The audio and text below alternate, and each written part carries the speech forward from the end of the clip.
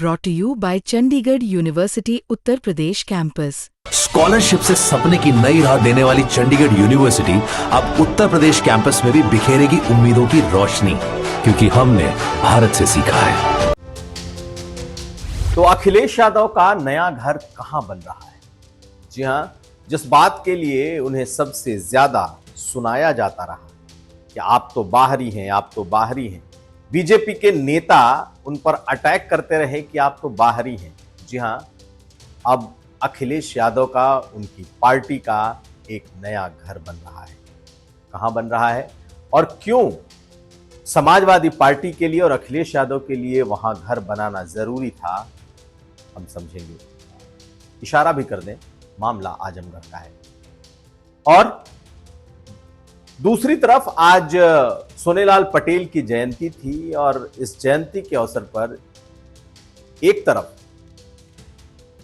सोनेलाल पटेल अपना दल एस के भीतर का जो विवाद एक दिन पहले उभरा था, आज उस पर क्या कहा है अनुप्रिया पटेल और उनकी पार्टी ने, यह भी समझेंगे। किसे इस मामले में चिट्ठी लिखी है अपना दल एस ने और उनका कहना क्या है। तो ये खबरें आज का यूपी में। नमस्कार, मैं हूं कुमार अभिषेक, आप देख रहे यूपी तक। हम हाजिर अपने न्यूज शो आज का यूपी में।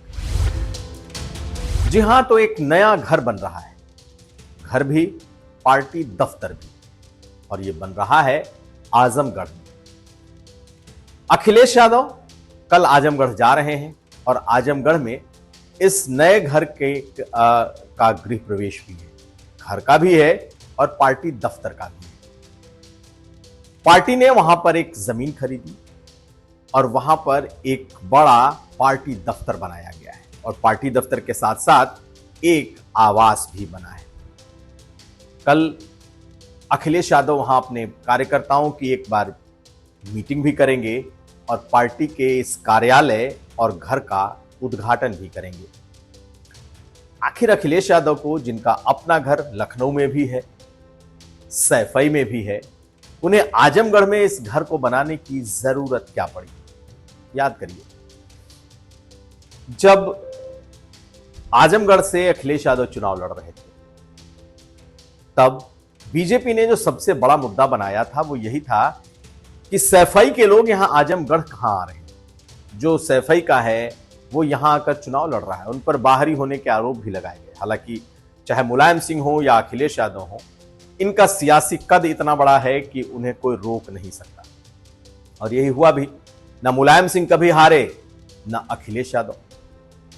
लेकिन जब अखिलेश यादव ने आजमगढ़ सीट छोड़ी थी, तब धर्मेंद्र यादव को उन्होंने सीट दी और निरहुआ से तब धर्मेंद्र यादव यहां चुनाव हार गए।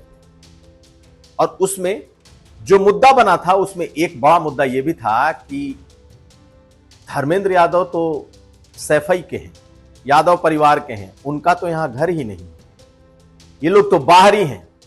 और यही बात कहीं ना कहीं सपा अध्यक्ष को, समाजवादी पार्टी को, अखिलेश यादव को कचोटती रही।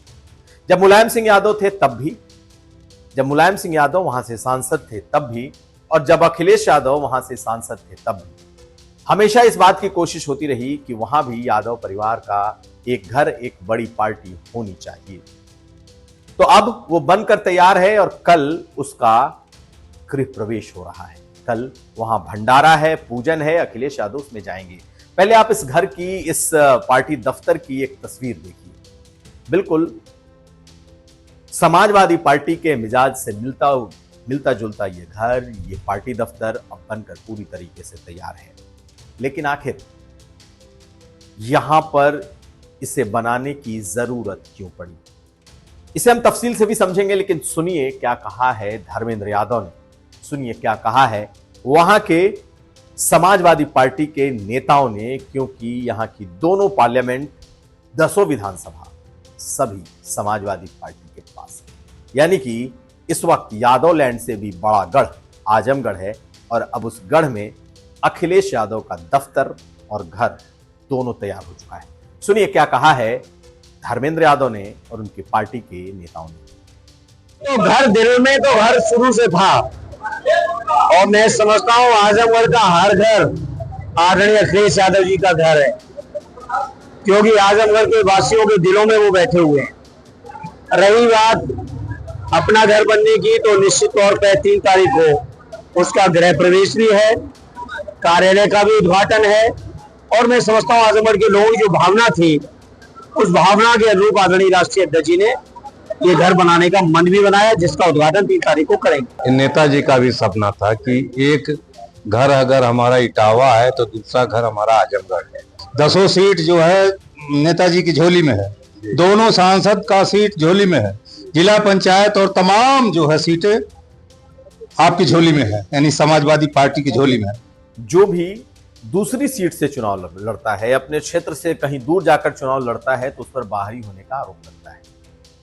और यही आरोप आप याद करिए, अमेठी में स्मृति ईरानी पर लग रहा था। उन्होंने अपना घर बनवा लिया, हालांकि उसका असर उल्टा हुआ, वो चुनाव हार गई और उसके बाद से अपने नए घर भी वो शायद ही गई हो, एक बार ही आई हो। लेकिन समाजवादी पार्टी के लिए पूर्वांचल उनके कोर राजनीतिक, जिसे कहते हैं स्ट्रेटेजिक लोकेशन में से एक है। और ऐसे में अखिलेश यादव का वहां पार्टी दफ्तर खोल देना, वहां अपना घर बना देना, ये इस ओर इशारा कर रहा है कि पूर्वांचल को लेकर सपा कितनी संजीदा है, कितनी सीरियस है। और जो बीजेपी का गढ़ पूर्वांचल था, उसे 2024 और 2022 में ध्वस्त करने के बाद अब वहां पर अपने पांव को जमाने की ये तैयारी का एक प्रतीक है।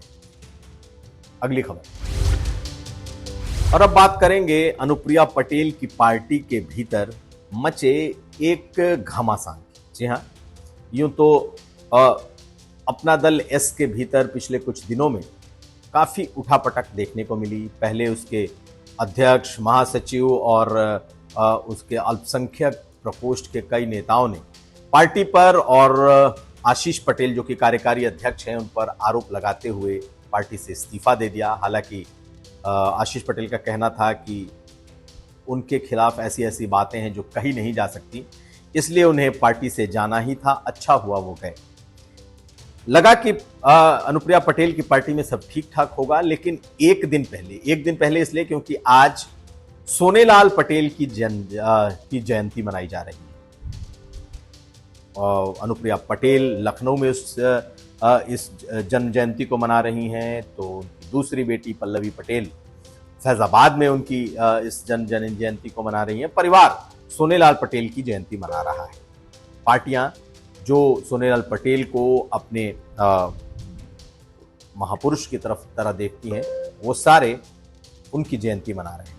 लेकिन एक दिन पहले अपना दल एस के भीतर से कुछ लोग बाहर आते हैं, एक प्रेस कॉन्फ्रेंस करते हैं और हर बार की तरह आशीष पटेल पर, जो कि कार्यकारी अध्यक्ष हैं और अनुप्रिया पटेल के पति हैं, उन पर कई तरह के आरोप लगाते हैं और ये भी दावा कर देते हैं कि उनके साथ विधायकों का एक बड़ा वर्ग खड़ा है और वो असली पार्टी भी है।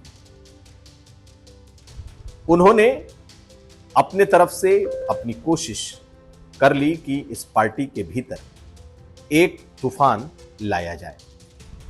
उन्होंने यहां तक कहा कि वो बीजेपी के साथ हैं और वो असली अपना दल है। लेकिन आज एक चिट्ठी आती है और वो चिट्ठी अपना दल एस की तरफ से मुख्यमंत्री को भेजी जाती है। अब देखिए उस चिट्ठी में क्या है। दरअसल ब्रजेंद्र प्रताप सिंह और अरविंद बौद्ध, ये दो ऐसे नाम हैं जो कि जिन्होंने की पार्टी के भीतर ये दावा किया था कि वो असली पार्टी हैं, उनके साथ विधायकों का एक बड़ा वर्ग मौजूद है। आज उनके खिलाफ एक चिट्ठी पार्टी ने मुख्यमंत्री को लिखी और उस चिट्ठी में लिखा है कि मुख्यमंत्री जी से विनम्रता पूर्वक कहना है कि पूर्व में अपना दल एस के कोटे से श्रीमती मोनिका आर्या, पत्नी श्री ब्रजेंद्र प्रताप सिंह, अपर शासकीय अधिवक्ता राज्य सरकार, नामित एवं अरविंद बौद्ध को पूर्वांचल विकास बोर्ड का सदस्य मनोनीत किया गया था। अत्यंत खेद के साथ सूचित करना पड़ रहा है कि उपयुक्त दोनों पदाधिकारियों की गतिविधियां एवं आचरण विगत समय में संगठन के मूल सिद्धांतों, नीति, अनुशासन तथा गठबंधन के अनुरूप नहीं रहे हैं।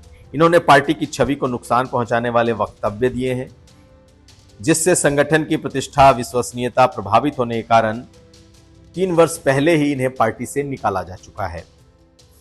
अपना दल एस को विश्वास में लिए बगैर ही श्रीमती मोनिका आर्या, अपर शासकीय अधिवक्ता राज्य सरकार एवं अरविंद बौद्ध, सदस्य पूर्वांचल विकास बोर्ड को पुनः नए कार्यकाल हेतु मनोनीत कर दिया गया है।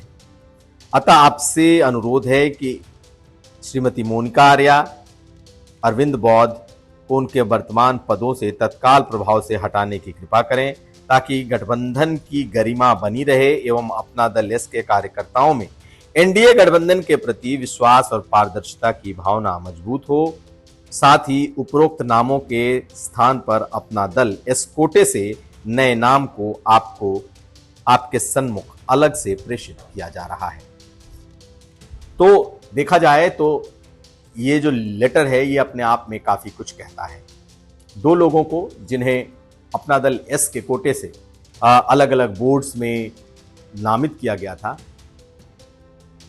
उन्हें पार्टी ने निकाल दिया है और अब पार्टी का कहना है कि इन्हें दोबारा भी बना दिया गया है, इसलिए इन्हें दोबारा से हटाया जाए, नए नाम जो भेजे जा रहे हैं उनको नई जगह दी जाए। और इसके पीछे की वजह अगर इन्हें रखा गया तो फिर दोनों पार्टियों के बीच विश्वास और सामंजस्य टूट सकता है। यानी कि कहीं ना कहीं इशारों में जिन लोगों ने अपना दल एस के खिलाफ मोर्चा खोला है, अनुप्रिया पटेल की पार्टी चाहती है कि योगी सरकार उन्हें तत्काल उनके पदों से, जो सरकारी पद उन्हें दिए गए हैं, उनसे हटाए। तो आप यह मान के चलिए कि आने वाले वक्त में यह मुद्दा बड़ा बनेगा। हालांकि पिछले कुछ दिनों से अपना दल एस ऐसे कई विवादों से जूझ रहा है। आज क्या कहा है इस पर आशीष पटेल ने, आप सुनिए। एक केंद्रीय मंत्री जो उत्तर प्रदेश में तीसरे बड़ी पार्टी का अध्यक्ष भी है, वो जब बोलता है तो उसकी 4 लाइन छपती है। मैं तो आपको भी कह रहा हूं, आपके ऊपर इतना दबाव है सभी मीडिया चैनलों पर कि हम लोगों को कार्यक्रमों में बुलाना बंद कर दिए हैं आप लोग। तो मैं उस दबाव को समझता हूं और उस केंद्रीय मंत्री का जो उत्तर प्रदेश में तीसरी सबसे बड़ी पार्टी की राष्ट्रीय अध्यक्ष हैं, उसका 4 लाइन की खबर छपती है। और जिनके पास, जो आप समझ ही रहे होंगे, जिनका अपना दल से 5 सालों से कोई नाता नहीं है, उन लोगों का जो है 10 गुना बड़ी खबर छपती है। तो प्रायोजित चीजों के बारे में कोई टिप्पणी करने की आवश्यकता है? तो ये था आज का यूपी। हम कल फिर हाजिर होंगे। आप हमें दीजिए इजाजत। देखते रहिए यूपी तक। अगर आपको हमारा ये वीडियो अच्छा लगे तो लाइक करें, शेयर करें, यूपी तक को सब्सक्राइब भी करें, लेकिन कमेंट जरूर करें, क्योंकि आपके कमेंट हमारे लिए खास हैं। धन्यवाद।